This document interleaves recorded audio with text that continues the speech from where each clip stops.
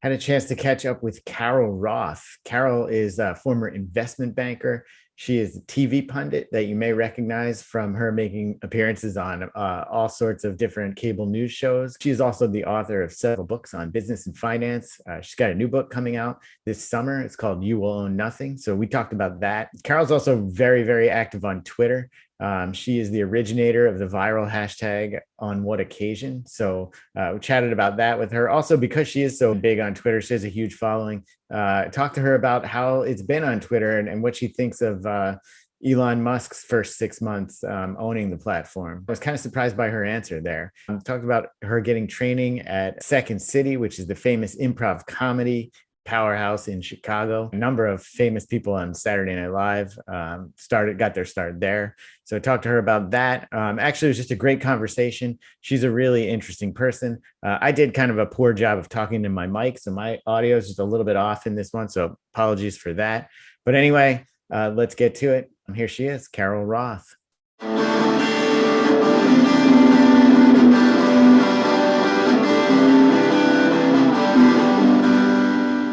Carol Roth, thank you so much. It's great to meet you. Thanks for coming on. Yes, it's a pleasure to meet you virtually here. Yeah. So I've been following you on Twitter for a little while now, and I really want to start this conversation asking you about Twitter, because when Elon Musk took over, I feel like I immediately started learning of a lot of new people, not new people, but people that were new to me. I started discovering people, and you're one of those people. Interesting. And along with a bunch of others that I just thought was interesting. I feel like I was sort of trapped in an echo chamber, and then he came in and I just started getting exposed to all these different voices and whatnot. You're one of them, like I said. So I kind of wanted to get your thoughts on, do you think Twitter is better since he's taken over? Is it worse? Is it still like up in the air? What do you think? Okay, so I say this with all due respect to Mr. Musk, and I understand that he and his team have communicated that the code that they inherited is far more complicated than it probably should be, and that they had anticipated. My personal experience with Twitter is much worse since Elon Musk took over, unfortunately. I have been a power user for a very long time. Before Twitter was Twitter, I had viral tweets. And so in the situation that I'm in, I'm a big data numbers person, and I charted my impressions and followers kind of, a year ago versus today for, a 12-month period. And I was starting to get suppressed under the previous ownership. So I had a lot of issues. It wasn't like, and again, being a data person, you could kind of tell when you're being suppressed and when you're not being suppressed, just kind of based on trends and data and things that were happening. And my engagement is a fraction, and the impressions are a fraction of what they were. My followers, I used to gain several hundred followers a day. The last several months, I've maybe gained over 100 followers in a month. And this is, I'm at a big scale. I have about 176,000 plus followers. Yeah. So you're theoretically should be reaching more people, and it should be scaling up exponentially. And it is just completely tanked. I have good friends who I never see, who never see me. I have longtime followers who tell me that they never see me. And I find just things that I used to be able to do more seamlessly, like following trending topics. It used to be that, you click on a trending topic and the most recent things that were going on were kind of up at the top. Now you'll see tweets that could be weeks or months old. And so it's very hard to kind of keep up with the flow of news, I find, in the same way as before.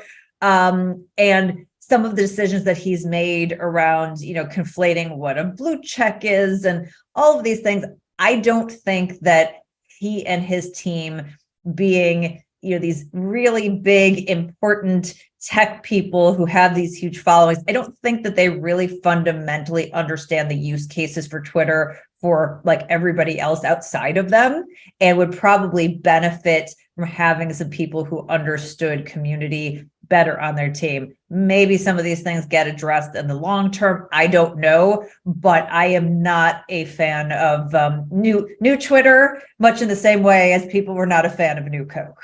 Yeah, that's interesting. I kind of wasn't expecting you to say that, because you are super active, and you do. It seems like from from the outside looking at what you're doing, it seems like you get a pretty good amount of engagement. But I guess if you're seeing those Yeah, I mean, numbers a tank a bit. tweet, you may see a tweet of mine and see that it has, 300 or 500 likes and go, wow. But that tweet before was getting 5,000 likes.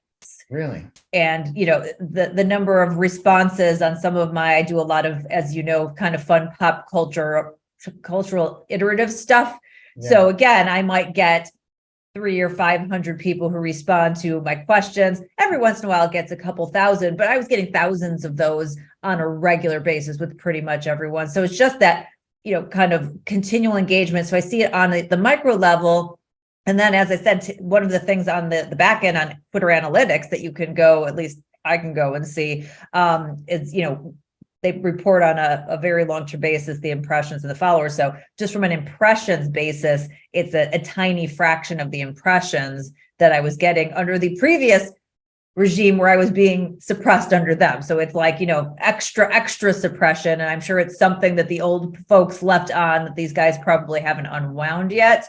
But whatever they've done, and however they've tweaked the algorithm, for many power users, I'm not the only one who's feeling this. I've heard this across power users. We really have been impacted in terms of the way that we use Twitter. Yeah. And are you using anything else besides the native analytics? Do you use another social publishing platform or analytics tool? Or I don't, basically being a numbers nerd, I just kind of look at things and know and see, I've been doing this. I've been on the platform for so long. So I look at tweets. Some of the things that I do is I call my tweets sometimes, my tweets are in syndication. So sometimes I will pull out and tweet the same or exactly the same or very similar to something that I said a year ago or 2 years ago. And sometimes I do this regularly, like every year I tweet the same stuff. And you can kind of see generally how that tweet performs. And obviously there's variability. It depends on the day and it depends who catches it and whatnot. But clearly, even on those same type of content tweets, or sometimes the exact same tweet, like you're just seeing a fraction of the engagement. So those are the kinds of metrics that I'm looking at. But one of the things that I will note to you, when people think that things go viral, the old story was like, oh, I share it with 10 people, and then they all share it with 10 people, and they all share it with 10 people. And there's been a ton of research. John Levy actually has some really great research on this. That's not how things go viral on social media. It's big accounts picking things up and then sharing them with really big followings. And I think that's part of the issue that, some of my other friends who are big, have big followings and big personalities are no longer seeing my tweets. So it's not getting that same kind of bigger macro bump that they would, not because they wouldn't want to share it, because they always have in the past. They're just literally not seeing it. Yeah, that's interesting. I mean, essentially it's amplification of tweets, right? Through other influencers. And prior to Elon Musk taking over, now the Twitter team that was in place before, they would put their thumb on the scale of some tweets. Like they would go out there and surface things either in the what's happening tab, which I don't even think exists anymore. It used to appear in the right rail on Twitter. Yeah, no, it's still there. Is it still there? What's happening? Yeah. So I think they would curate things for their, it is still there. You're right. And then it could be seen by tons of people, even more than if an influencer. So that's another thing that I've noticed. So in terms of where my responses rank, if I respond to somebody, I was before, and I still usually am considered one of the top responses, like every single time. For whatever reason, me as a responder in the algorithm is ranked super highly. But it used to be if I jumped on a trend, I would also be ranked very highly. But since they've changed those trends around and they're not necessarily featuring the newest things, and they could be featuring something that happened a month ago, that sort of whatever delimiter is has also been demoted. So there are all these kind of like little nuanced things that I've noticed, because again, I'm a loser and I spend way too much time on Twitter and I'm a data nerd and whatnot. But like I can see the areas where things are off from the previous folk, and because I've been on for so long, I could also tell, where that was off versus kind of before they started playing all the games that they started playing. Yeah. So, but you're going to stick with it. I mean, you tweet a lot. I don't see you like. I love it. I love it. Right? Yeah, no, I'm hopeful. I get frustrated and, sometimes tweet less. I probably tweet less than I would have, otherwise in terms of like the number of tweets. Some days not the case, but like on a regular basis, but I still love it. But I am finding it harder, as I said, to follow things and to read and to consume, because obviously Twitter has different functions and people have different values in the ecosystem. As a content creator, I have, one set of value, but they're the people who curate and share the content, Sure. which is a huge value. They're the people who comment, huge value, and the people who consume, which is a huge value. Again, I don't think Musk really understands that discrete sort of nature of the ecosystem, but I'm also finding it harder to do some curation and do the consuming in the same way that I did before too. And I use lists. So even in my proprietary lists, I'm not seeing the people who I follow on my list. When I go and I pick, I want to see the people in order. So there's something messed up going. So I use lists too. I'm a big list user. And one thing I'll say that he did improve a lot was making the list on the mobile device, making the list more prominent so they appear right at the top and you can just sort of swipe through to your next list. In fact, I didn't almost ever use Twitter until you may have heard like a couple of weeks ago, maybe a month or so ago now, he like cut off the API to all third parties. I did hear that. Yeah. And so I used to use a thing called Tweetbot, and it was because of the list. It just made it easy to view your lists. Yeah, it was gone. And what mobile operating system are you on? Because I cannot scroll through my lists, and maybe because mine are private. Are yours public? No, mine are private. If you go to your home button, right? Yeah. And then at the top, do you see lists? Yeah, no, I mean I can get to my lists. Obviously, I don't need to view them. But like if I click on one of my lists, I can't sort of scroll seamlessly. I have to go backwards again. Oh, really? Yeah. What device are you on? Can you see my thing at the top there? No. How, they appear at the top right there, and you can just go like that. Yeah, no, that's crazy. No, I got a different. Are you on Apple? Or I'm on an iPhone. Well, I don't know why. Are you subscribed to Twitter Blue? No. Okay. Well, I don't know why, but I would love. You're not, are you? No. Mm-mm. Subscribe to Blue? No, I'm not subscribed to Blue. I have a couple of hurdles that would clear. Here's the thing. I want Musk to succeed. I want Twitter's to succeed. So I'm not one of the people who's a detractor, and I certainly can afford $8 a month. I'm not paying for verification. It just feels icky to me. I earn my verification. I'm not paying for it. I would pay for enhanced features, but in order to pay for it, you have to actually have my Twitter feed work. So if I'm getting de-amplified, like I'm not going to pay you if you're screwing up my Twitter experience. And the other big hurdle for me is that I've already been verified. Like I had to give government ID. They have all my information. They know who I am. Now they want to get my phone number. I don't give out my phone number.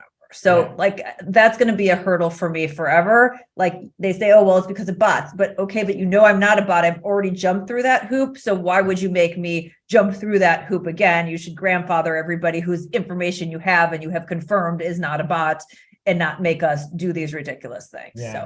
Yeah, agreed. I have the blue check too, and it's legacy. And so we're going to lose it in about a week, actually, right? I don't know. It was supposed to be April 1st. It was supposed to be, I'm not sure that they have the cojones to do that. So we'll see. Both of those dates are jokes. Like April 1st is April Fool's Day. And then 420 is like, that's like a long-standing Elon Musk day, you know? So, all right. Well, so you're staying around on Twitter. That's good. And I imagine it's been useful in the past. You've written a few books and you have a new book coming out, but I'm sure you've used it to promote your book. I know right now on your Twitter thing, you've got your yes, and it's been very important, which is why it's really bumming me out that people aren't seeing what I'm posting, even though I got more amplification when I had 35 and 50,000 followers than I am at 176,000 followers. So I don't know what to say about that. Yeah, that's interesting. It's so hard to know why, but but yeah, but you're still going to be using it. And your book that's coming out, it's called You Will Own Nothing, and it's Yes, coming out on July 18th, if I've got that right. correct. And then it's already like ripping to the top of the Amazon bestseller list. It's like in the high Yes, 30s this week. it's crazy. We Yeah. don't launch for more than 3 months from the time that we're recording this. And literally, I've pre-sold thousands and thousands of copies, which just, I think, goes to show everybody how much the topic is resonating with people. It also has an amazing cover. Shout out to Pete Garceau, who did an amazing job designing it. And yeah, it's the most, all of my books have been really important. This is the most important book and is going to provide just a tremendous amount of value to people. So I'm really super pumped about, like, the early interest in it, and hope we can continue getting the word out. Yeah, that's great. Congratulations. It's Thank you. amazing that it's already doing as well as it is. Yeah. So I want to ask you about the title. Yes. It's called You Will Own Nothing. And like you said, I'll put it up so people can see it, but the cover's great, and it's got, you will own, and then a bunch of things crossed out that you're not going to own in the future, and then nothing. Yes. Talk about the inspiration for that title, where it came from and the idea came from. So the broader idea, obviously, is borrowed from the World Economic Forum. Some people are familiar with it, some people aren't, but they had a set of projections for 2030, 8 different predictions. And the number one prediction they had was, you will own nothing, ... and you will be happy. And so this kind of, started one of the things that people really sort of honed in on as, what is happening. And of course, like, I'm a very rational person. And when I heard that, I was like, there's no way. You've got this group, and it's got, the world's elite business people, political leaders, other well-connected folks. Like, there's no way they're advocating for the end of property rights. Like, that sounds insane. And then you go and you look, and, several years ago on their website was an article with their 8 predictions, with the number one prediction of you will own nothing, which, by the way, interestingly, has been scrubbed since from their website. And so that has been, but the video is still there. The video is still on Facebook. Exactly. Okay, so you're following along with it. So yeah, so they scrubbed it. You can still access it with the Wayback Machine. I have the citation in the book. And then there's a video, which I believe the video is also still on their Twitter feed from 2018. Just right out in the open. It's the number one thing. By the way, the other predictions are all kind of crazy too.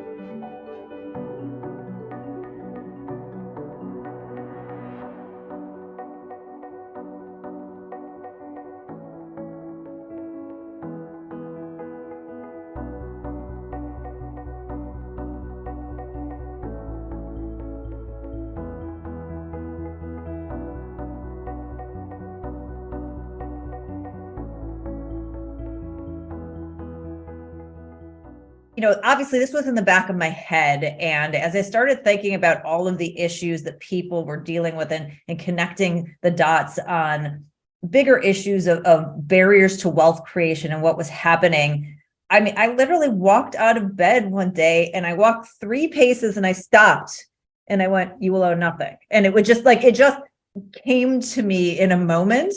So this was not something like my last book. We went through 3 different titles before we settled. It was just like, it just hit me. Like, it was a weird kind of feeling, but it was the right through line for this broader set of issues that I had been exploring. which is the fact that we are on this precipice of a new financial world order. Also not a conspiracy theory, also something that President Biden talked about in 2021 in front of the Business Roundtable that you can access from the White House's website today. And something that students of history know, that, in terms of being the global center of the financial universe, this shifts on a regular basis. We had before 80 years ago, before it was the US, it was Britain. Before them, it was the Dutch. Way back in the day, obviously, it was the Roman Empire, although they used gold and silver and not country-issued currency. But we're pretty late cycle, and there are a lot of elements that you can kind of line up and say that things are going to change. So what I noticed is that obviously the most well-connected and the smartest and the savviest people know this. They've been studying this. And what they've been doing is they have been jockeying to try to control the outcome and to try to control all the resources. And they're trying to take as much as they can and leave you with nothing. And it's coming from every direction. Like if it was just coming from one direction, it would be one thing. But you have it coming from inside the house with the Fed and the US government. You have social credit, you have central bank digital currencies on the horizon, you have Wall Street competing with people to buy homes. You have big tech who is trying to keep your life as a service. They want your life to be a subscription service and basically rent it back to you and not actually have you have ownership of everything. It's from these NGOs who are infiltrating corporations and political entities with crazy ideas.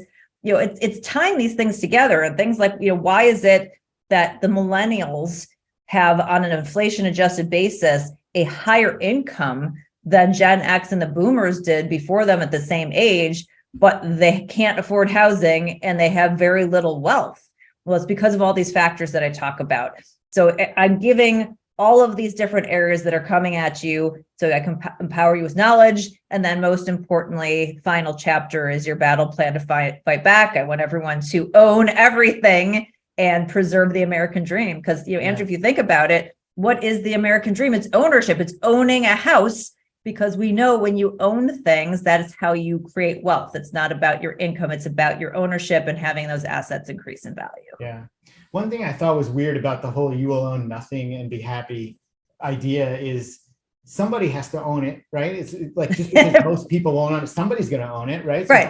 Who's going to own it? It ain't going to be you, and it ain't going to be the people listening. It's the people on the inside. Yeah, but who is that? Who, like, it's some small. So it's basically the people who are in charge of the government and government adjacent entities. It's big business, it's big tech, it's these non-governmental organizations like the WEF and the UN. These are all of the bad actors who are trying, for themselves and their cronies to get control of those resources. And they want to have that ownership. And then they're trying to convince you in the process, it's cool, you'll be so free. But if you go back in history, those places that didn't have ownership, not only were those people very unfree, but they certainly were not happy. Yeah. And so you fully are against this idea, and you think people should fight against it. Do you think, though, that it's actually possible that by 2030 this could happen? What's the realistic chances? Is this legit, or is it? I mean, it's certainly on a trajectory. I always think that duration is a big question mark, but how quickly can things and fortunes change?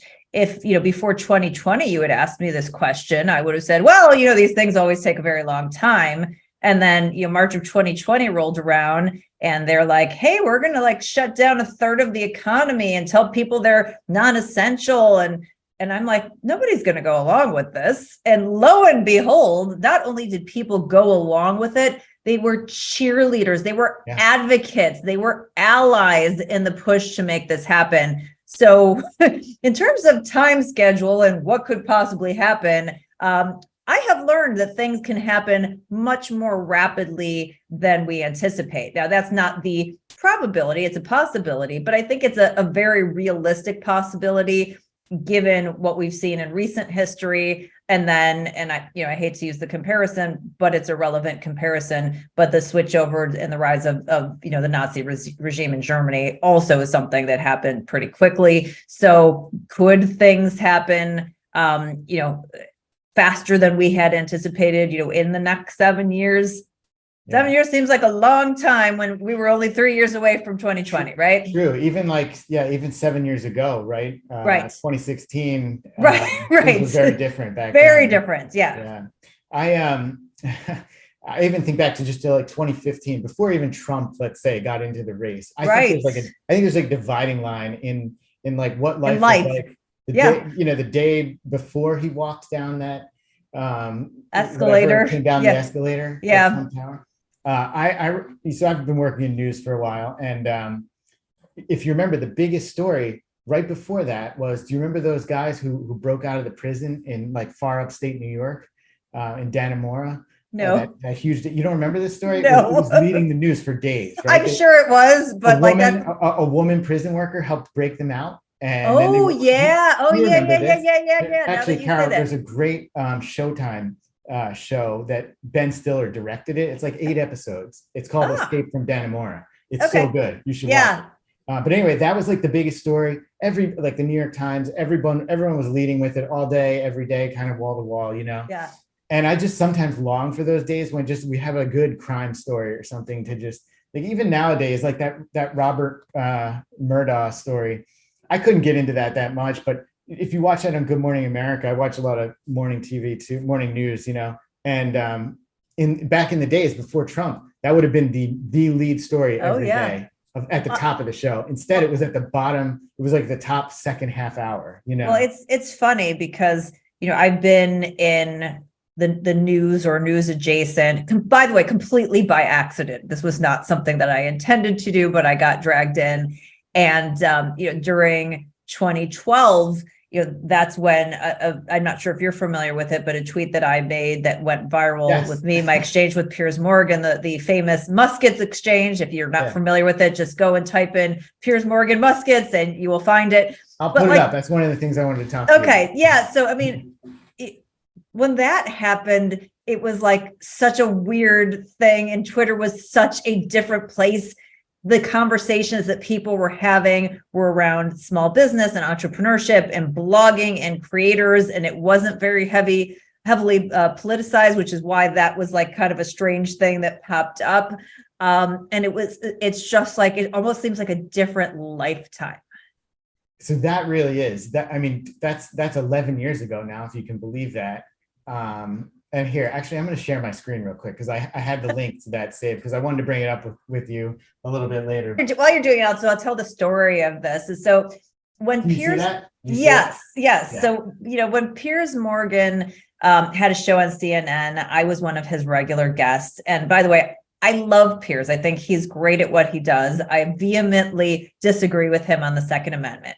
But we were friends, and I was a regular guest of his. And so when he started, you were a friend before this Twitter issue? Before this Twitter issue, right? So I wasn't sure about that. So this is why he responded to me, because I don't think that he would have responded in the way if I wasn't somebody he was having a dialogue with already.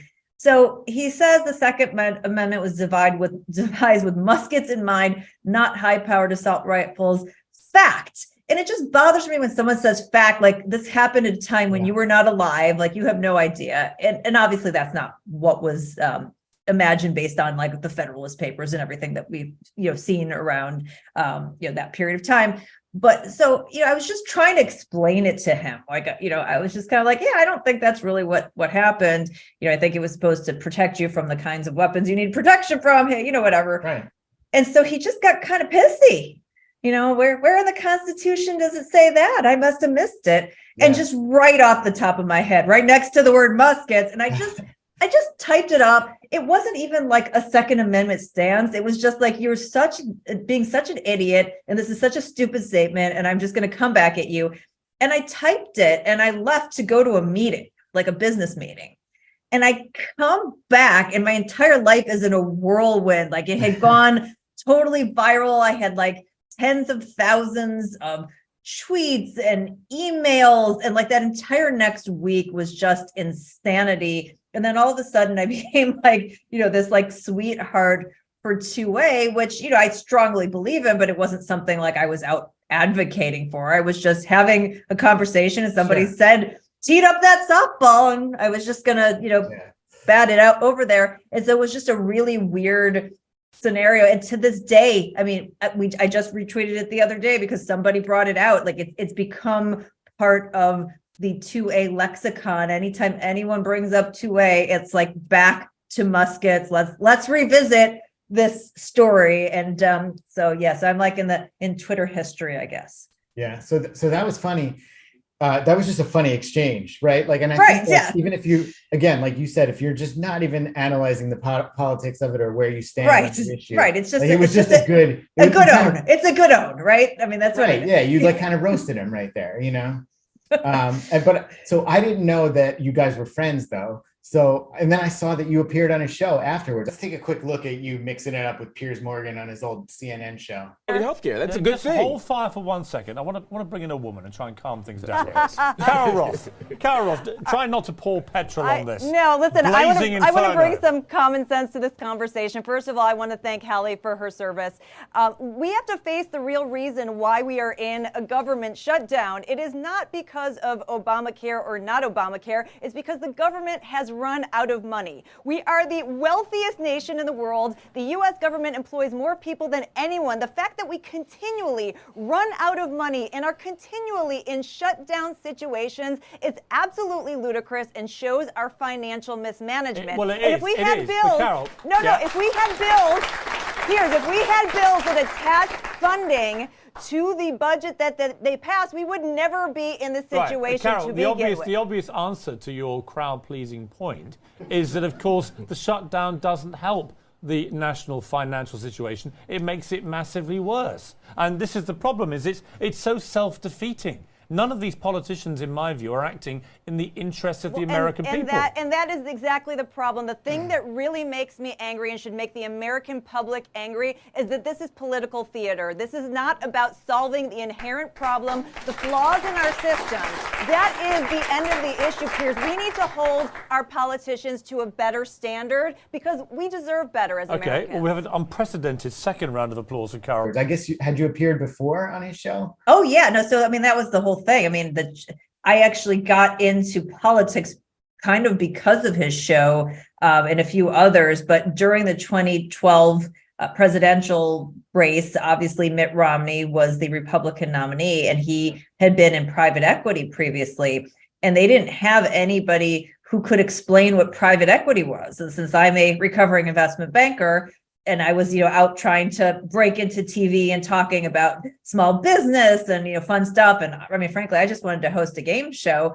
But I'm having these dialogues and they're like, oh, well, you probably know what private equity is. Good. We'll have you come on and talk about it. And at that point, I knew nothing about politics. I was apolitical. I didn't talk about it at all. And I just kind of got thrown in the middle of this thing. And then all of a sudden, everything changed. I, have not yet been a game show host, at least not on TV. I've done it in person before, but, for an event, but not for a long standing run. But I have been a reality TV show judge. So I guess it's. Yeah, I saw that. Yeah. That's good. Yeah. All right. So you said something there I wanted to talk to you about too. This whole recovering investment banker. You often introduce yourself or describe yourself as that. Why is that? Is there something wrong with being an investment banker, or is it? No, I'm just, that's where I started my career and decided that I wasn't going to do it. But once you're a deal maker, like you never kind of get out of the deal making business, right? Like people like try to drag you into things and ask your advice. This week, I was with one of my private equity contacts. I do this a lot with PE firms where I look at deals with them and give some thoughts. And in some cases, if they move forward, consider sitting on boards or doing some consulting. So, here I am kind of still adjacent to that. So that's why I kind of joke that like I'm in recovery and I'm like step 11 of a 12-step process, but it's not sort of core function of what I do. And I don't, I used to have my own investment banking firm, and I don't do deals in that capacity anymore as an advisor, raising capital or selling businesses or representing buyers. But it's still a big part of who I am, and I happen to be married to a recovering investment banker who's, kind of. So we have like a dual thing going on as well. So how long have you been recovering then for? Oh, so I have been, I guess, technically recovering probably for 15 years at least. Yeah. And I've done billions of dollars in transactions across all different transaction types, but I'd say the recovery period's been probably about 15 plus years. Yeah. So it's kind of like the recovering thing is like being a recovered Catholic or something. I don't know. I mean, I think if you're a recovered Catholic, you're probably not still entrenched in it, but maybe you still, go to certain things. I don't know. I'm sort of a recovered Catholic, I guess. My mom doesn't like that. But, okay, so there's that. I want to go back to you brought it up briefly, but central bank digital currencies. Yes. So I just wanted to touch on that. I guess you're going to cover that in the book extensively. Yes. Explain what that is. CBDCs is what people call it. Yeah.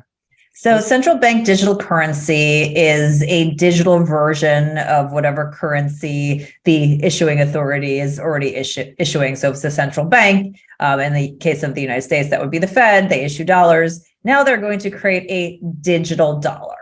And what they're doing is they're trying to conflate the interest in cryptocurrency with digital currency. So cryptocurrency came about actually to fight back against central banks and the centralization of money, to decentralize it and to stop have people interfering and debasing the currency and all the things that we've been through, which I also cover in You Owe Nothing.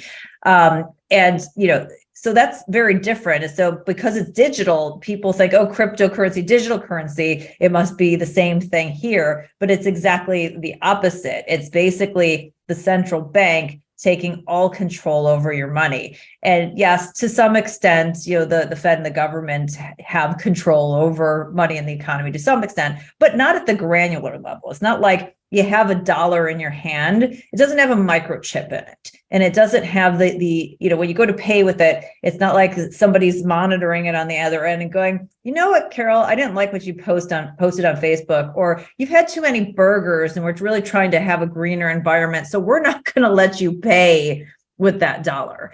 And again, this sounds dystopian and ridiculous, but this is actually what's happening.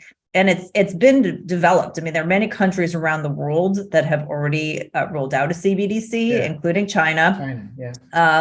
We have in the United States, the Fed did a pilot program with lots of big name financial institutions. I think it was about a dozen of them. And then the G7 came out with their principles for the retail facing or the consumer use CBDC. You don't come out with principles on something unless you plan to use it. So this is a huge affront to your freedoms and to life as you know it, to your wealth creation opportunities, should this get approval, because they do need approval from Congress in order to authorize being able to issue any sort of digital currency. And 100% they're going to try and sneak it in places. I think that they already have kind of started trying to do that. And it also, in addition to like on a personal level, it also creates a huge systemic risk, because when you have the financial system decentralized and you have lots of different points, and we're living in this sort of digital world, you may have cyber attacks on certain areas, but because everything is dispersed, they don't take down the whole system if they take down a few things, and you can recover from it. If you have everything centralized and the Fed is in charge of everything, and some hacker is like, well, we could take down the entire US economy, like that seems like a huge target and too big to fail on a level that like would make the Great Recession financial crisis look like child's play. So it's a very, very dangerous development. It's a way to enforce social credit. It's a way for them to enforce their morals. It's a way for them to grab more dollars. It's potentially a way for them to debase dollars too, because they can say, hey, Andrew, We're trying this new digital currency. It's really cool. I know you're really interested in crypto, even though it has nothing to do with crypto, but that's okay. We're going to confuse you. We'll give you 4 digital dollars for every dollar you turn in.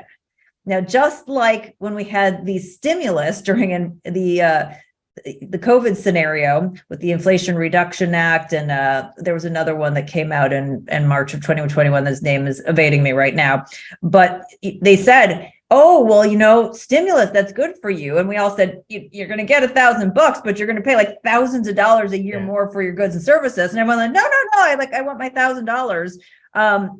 It's the same kind of thing. So they're going to trick people who think that they're getting more and not realize that, each one of their new dollars is now worth a quarter as much. So that's the potential issue there. Probably one of the biggest issues for our freedom and our economy going forward. And like 99% of the population has never even heard of this. Yeah. So let me ask you this, though. The way you describe it, right, sounds completely off-putting to me. But how are they going to sell it to make it, palatable to people? It's convenient. We're going to give you 4 of them. You can have them in your wallet. You can pay faster. You don't have to get a payday loan, whatever it is. Like they're going to sell it. And if people don't use it, then they're going to force you to. And that's the issue with China. Like China rolled this out ahead of the Beijing Olympics, and they thought everybody was going to do this.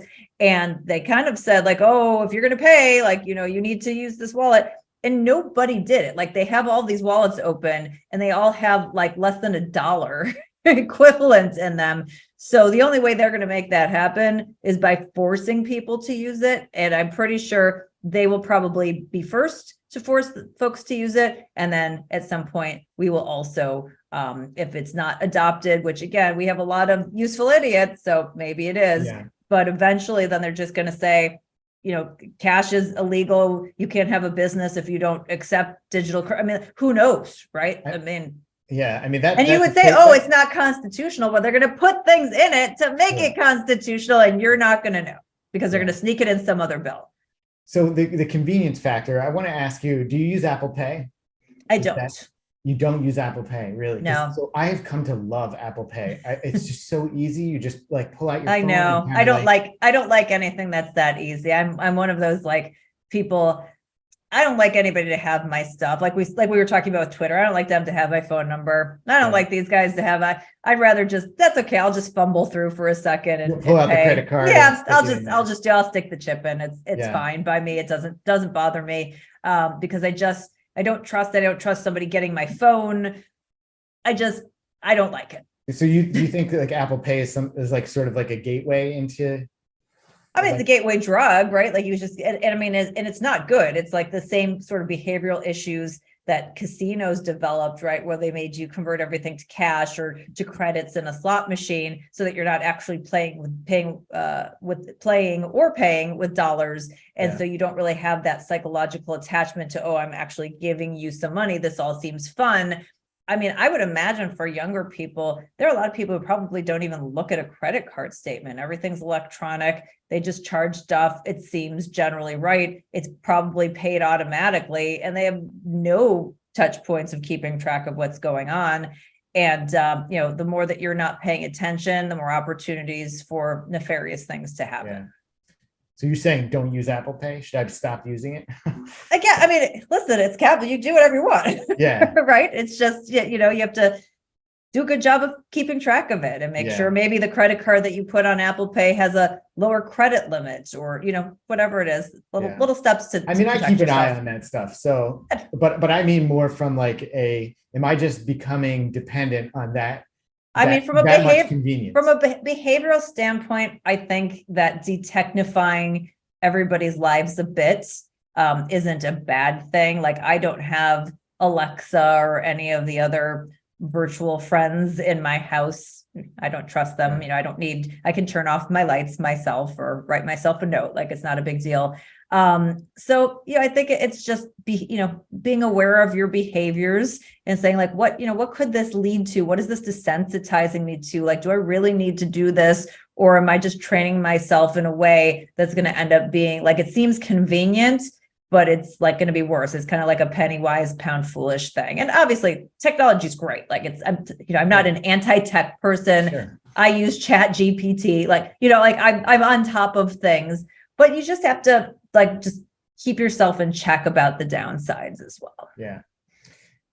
So how's Chat GPT for you? How are you enjoying that? So I have a lot of problems based on the way that I use it. Like Chat, I think it's really interesting, and I can see the interesting use cases.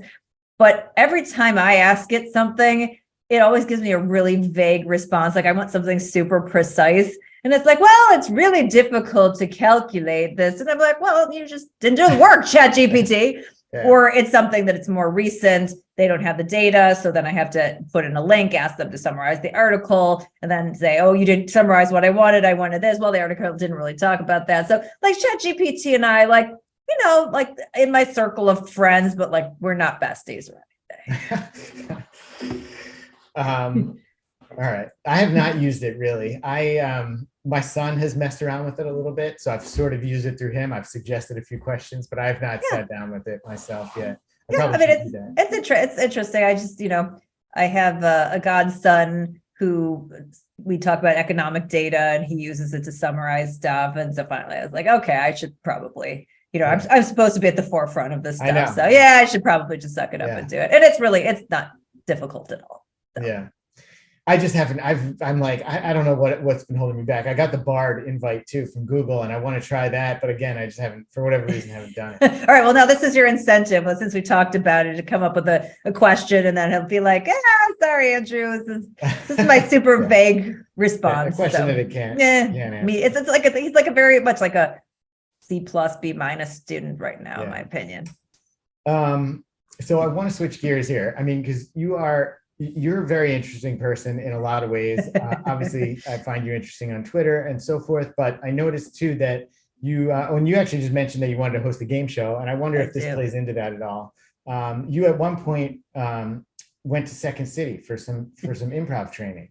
So I want to talk about that because I feel like for your line of work, from investment banking, that's not probably a common like a normal thing, right? Yeah. Like, find a lot of investment bankers. Yeah. So I did want to transition to the media. And to be fair, I've always been in sort of the kind of speaking arena. Like when I was in high school, like I was on speech team, and I competed in humorous duet acting, and I did improvisational duet acting in a tournament and actually won, even though we had never done it before, like crazy things. So I always had sort of those inklings. And when I wanted to kind of transition my career away a little bit less in the investment banking and entrepreneurship stuff, and try to incorporate more of the media and entertaining, the infotainings, as kind of we say it was just suggested to me. It's like, it would be so great for you. I think it would just take you to the next level. And since I lived in Chicago and Second City is there, I called them up and I was like, okay, so here's my deal. Like, I want to do this, but like, I don't have time to come and like sit with like the worst person in the class and whatever. And they're like, oh, we do private training. And so really? I just basically did a private course where they would have the people who were the actual Second City improv troupe members, and there'd be a couple of them. One of them was Beth Malusky, who did Cash Cab Chicago, she's fantastic. And they came with me and the director of Second City, and I did private improv training and kind of worked up to their level instead of like, not kind of like, just kind of went on the accelerated path. And so that was kind of fun. And I think just helped me to sharpen my skills, a little bit. But so that was quite some time ago. Did you ever perform at one of those improv shows? No, but I perform all the time on live television and other places. So. And I was just wondering because I wondered if, like, I've watched a few of your clips and whatnot, and obviously you're really comfortable and quick. And I just wondered if that played into it. I would certainly say that it sharpened my skills and, just kind of built on some of the things that I had learned previously or just were instinctual. Yeah. Yeah. What did you think about the whole yes and thing? I mean, Second City, for those who don't know, it's sort of built on this concept of yes and. When whatever comes up, you just say yes and try to go with it, right? I mean, I find that that's actually more helpful in business situations than anything else, because it's a really good way to get ideas that people are resistant to, is to just kind of tell them that they're right and then completely tell them that they're wrong, but like you've acknowledged them and made them feel good and then like shifted it. And I think there's a lot of learnings in this idea that you can, say yes and feel like you're including the person and then still get out what you need to say. So I do find it, I probably don't use it as much as I should in like kind of my interviews and things like that, but I do use it in sort of some of my business things or derivatives of that in my business relationship. Yeah. And of course, Second City has been historically like a pipeline to Saturday Night Live. Yes. I mean, it's literally, I think the first cast members, right? Dan. All of them. Yeah. I mean, yeah. Yes. Chris Farley, Tina Fey, Amy. Yeah. Just go down the list. I mean, it's Mike Myers. So do you have any? Is showing up on SNL, has that ever been sort of like a dream you've harbored? No, I didn't. It was never something I thought about. Like, it was just because I was on this kind of nerdy person, business intellectual track, even though I think I'm naturally funny. People around me think I'm naturally funny. It wasn't ever something like, oh, like you could go earn a living doing that. I mean, my husband always tells me, he's like, you completely missed your calling as a stand-up comic, because he thinks I'm really funny. And he's like, it sucks because, I go around the world, like and during my day and nobody entertains me. And it's like, I'm so spoiled. I come home and it's like a show. And then he always jokes about how I entertain myself. And that if I ever did like a Netflix special, it would be Comedy for One, and it would just be me with like a light bulb and a thing, and there would be nobody in the room, and it would just be me laughing. That would be funny. I mean, maybe it would. I don't know. Well, it's not too late. You can always try stand up. I'm sure. I mean, who knows? I'm always open to reinvention and doing things. Yeah. And now we can. I mean, if I feel inspired to, I do have a few little bits of things that are funny that I've kind of said, if I ever did like a stand-up thing, I would probably do that. Because I have some friends who are comedians. I don't know if you know Bridget Fetisi, who's hilariously funny and just fantastic. But if I ever decided to just try and do it once, I have a few things that I would riff off of. But more likely I would do humorous writing, would probably be the way that it came out, instead of performing. Because as a public speaker, one of the things that I hate, like I get bored really easily. And so when you have your keynote speech, you have to give the same speech over and over and over again. And I just get bored of it. And it's the same thing with comedy. You have to work that material and you have to just nail it. And I just kind of want to do it and be done with it and move on to something else. Yeah. So I don't know that I'm well suited from a temperament standpoint for that. Yeah. I get bored too easily. I hear you. And speaking of funny, I mean, because you are funny on Twitter, one of the funniest things I think you do on Twitter is this "on what occasion" hashtag, which, like I said, I've only been following you for about 6 months on Twitter, really since Elon Musk took over, when I sort of found out about you. And this thing is hilarious. So how long have you been doing this, first of all? So "on what occasion" was one of those things that came about completely randomly. I've always done pop culture questions and things where I try to create positive engagement, because I think that Twitter is a great platform for engagement and creativity. And a lot of times people use that negatively. And so I think it's nice to have a break and to be able to have something that's a prompt for everybody to be creative and to give like a creative response to.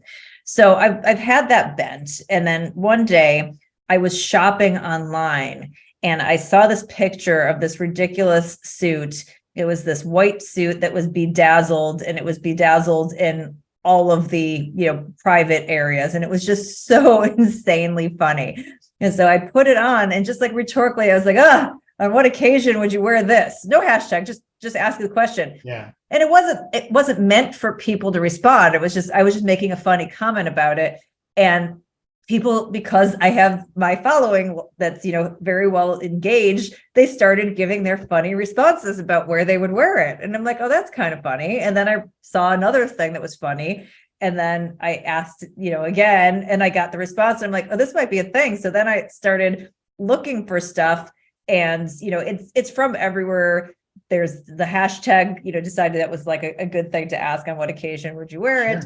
And, it's funny because I do pull stuff sometimes from Runway, because the Runway stuff is just obviously, kind of crazy. But it's not meant to, like, people are like, oh, well, you don't get fashion shows. Like, no, I get it perfectly well. I'm just looking for things that are unusual, interesting, art. Because the whole idea of art is that you comment on art. And so that our art is that commentary and having different perspectives of what this, it's like a Rorschach test, right? Like, what does this remind you of?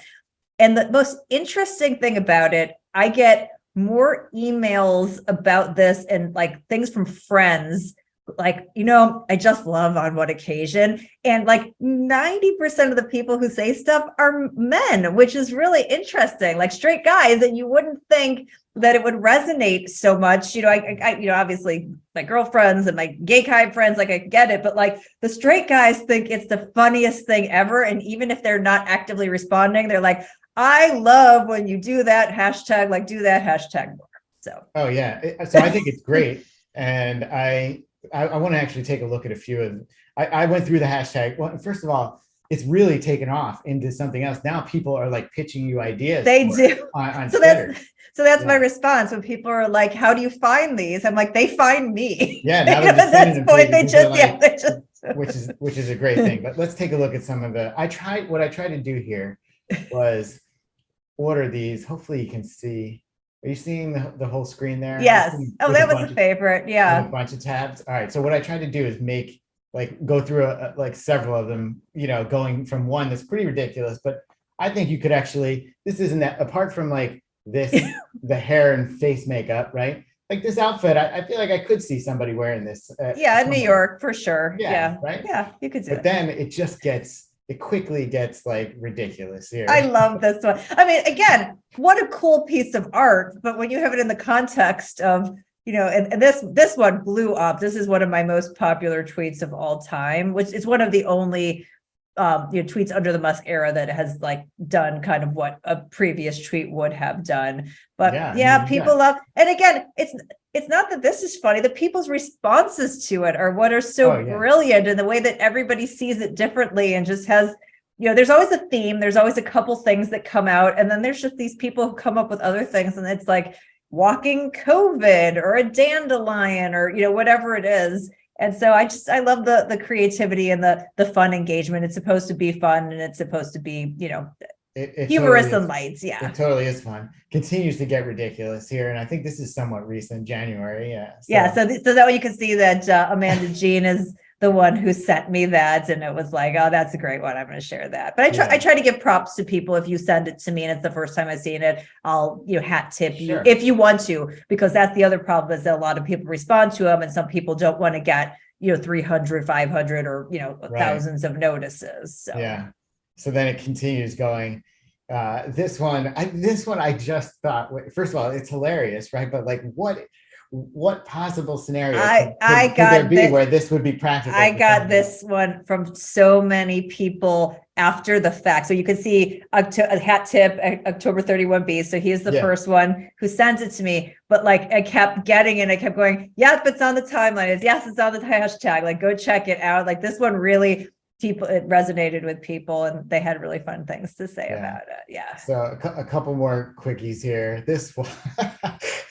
I don't even know what's going on in this one. Yeah, it's fun, it's right? Like a cyclops breast. Is that? Yeah, I don't know. Yeah, it's amazing. Again, great Halloween costume. Sure. Yeah, exactly. And then this one. This one. Oh my God. So this was great. So have you heard of the shirt brand called Untuck It? Yes. So somebody said something about like, oh, when you're like getting rid of all your shirts and buying an Untuck It or something. And they picked it up for their Instagram. Oh, like it really? was like one of those things that like sometimes like a brand will pick it up and just be like, oh, it's super funny. But yeah, that's a personal favorite of mine. Yeah, that's a great one too. I actually responded to this one. I loved your response on that one. That was a very popular kind of theme. And look at you, like rising to the top there. Good for you. Yeah, well, I instantly thought of that Friends episode. Yeah, no, it's a great one. And then obviously the Seinfeld thing. Yes, too. I was like, what are these fashion designers doing? I would love to, I would love to delve into that more with some fashion experts or something at some point. I know you got to go. This went super fast, Carol. Yeah, no, thank you. This has been one of my favorite interviews. You're a really great interviewer, and it's so fun to like talk about other things and kind of weave in the serious stuff, but like, be able to chat a little bit more freely. So I really appreciate it. Thank you for taking the time. It was really fun talking to you. And like I said, I think that you're very fun on Twitter. So I really kind of wanted to just chat with you about what makes, you an interesting person. So if you're not following Carol on Twitter, you should follow Carol. Quickly give your all your social media. So I am Carol J.S. Roth across all social media. You can find me there. The new book, You Will Own Nothing. You can buy it wherever fine books are sold. Amazon's great for rankings. Bookshop.org is great to support small businesses, but buy it wherever you want, but please pre-order it. This is so important. Tell friends, and spread the word, and really hoping that we can, help people take back the American dream and stop some of the damage and the wealth leakage that we've seen. Definitely. Yeah. So best of luck with the book. This was fun talking to you. Hopefully maybe we'll do it again sometime. I'd love to. Yeah, it's fun. Thank you. So good talking to you.